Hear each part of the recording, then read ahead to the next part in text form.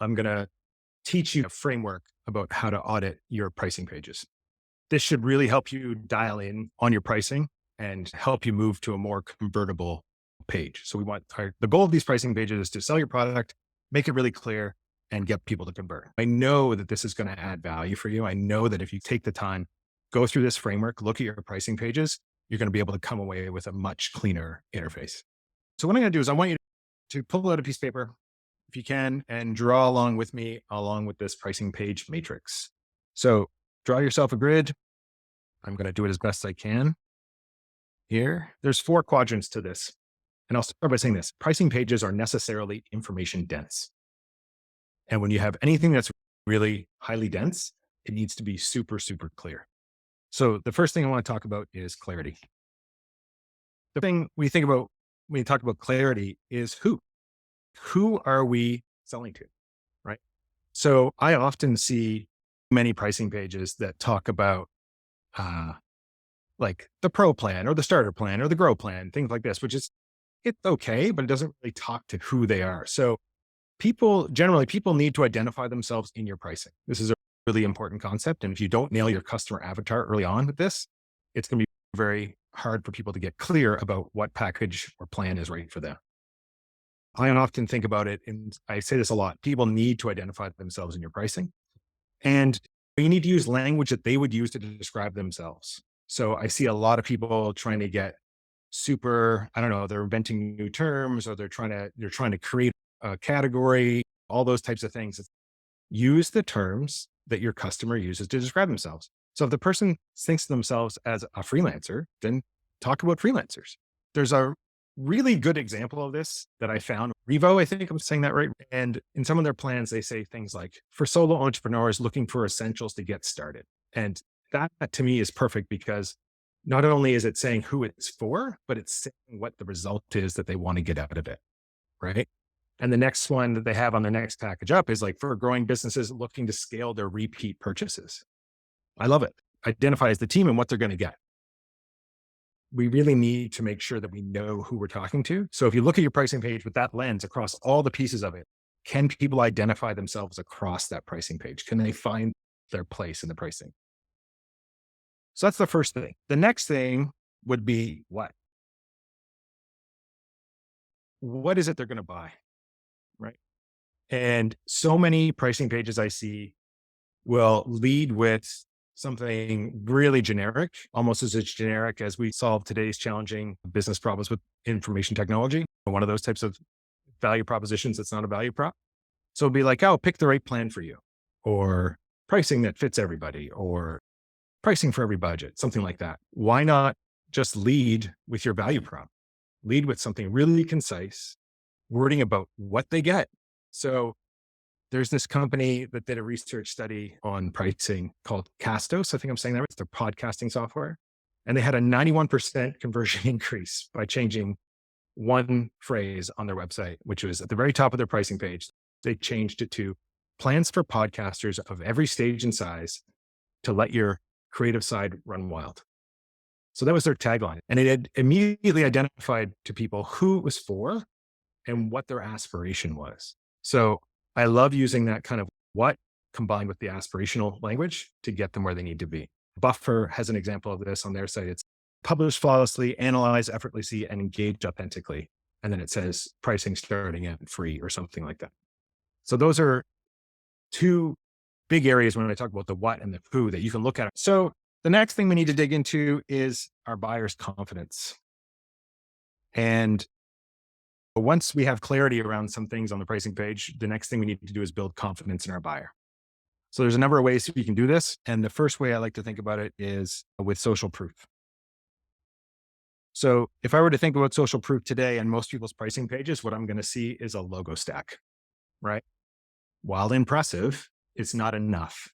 We need more social proof. And like I said before, people want to identify themselves in your pricing page. If you can have really great case studies for each of your personas, or not even case studies, like testimonials, reviews, any of those types of things on your website, on your pricing page, you're going to have a much better job at people feeling confident that this is the right tool for them, the right product for them. Seeing a logo of Pepsi or Nestle or something like that is fine, but who inside that company who bought the software and what results did they have.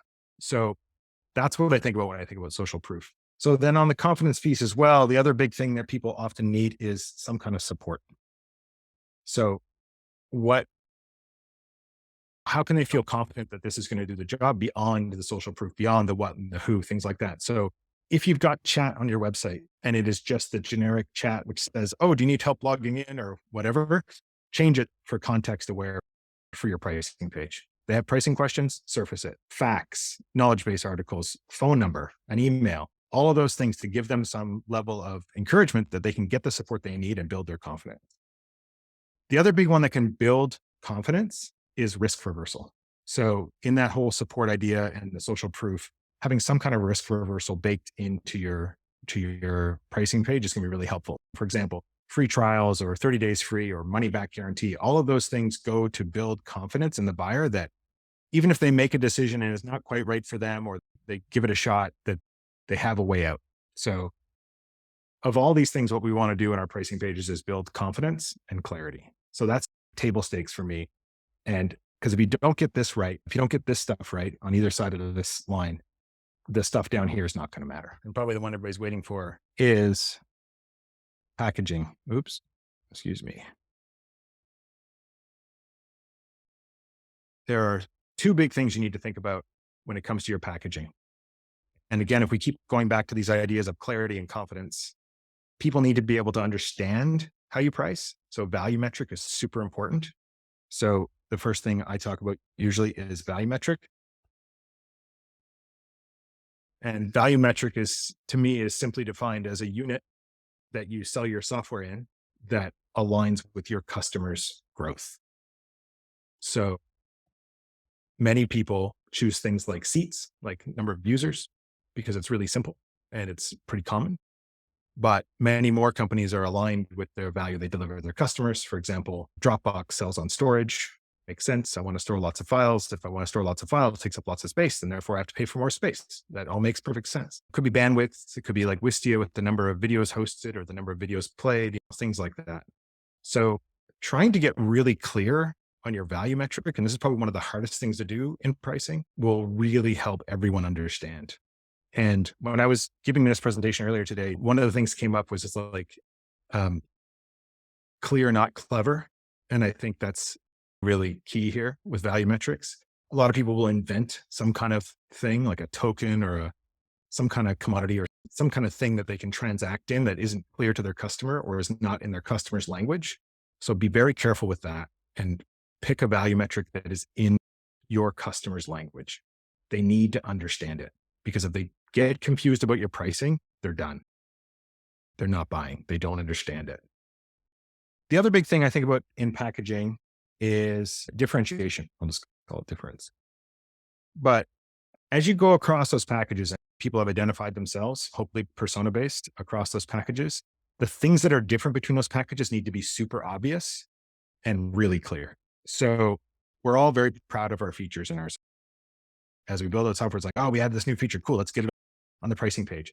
What I would advise you to do is pick the features that you know that persona absolutely gives a crap about and just surface those. Just surface those on the pricing grid to show the differences between those packages. Otherwise, you're going to end up in the situation where a lot of people are going to look at it and go, well, I don't need all these things. I'm really just interested in this. So if you go back to Revo's example about solo entrepreneurs who are just starting out and want to, I can't remember what it said, but start getting orders. All they care about is how do I integrate it into my Shopify site? How do I get it going?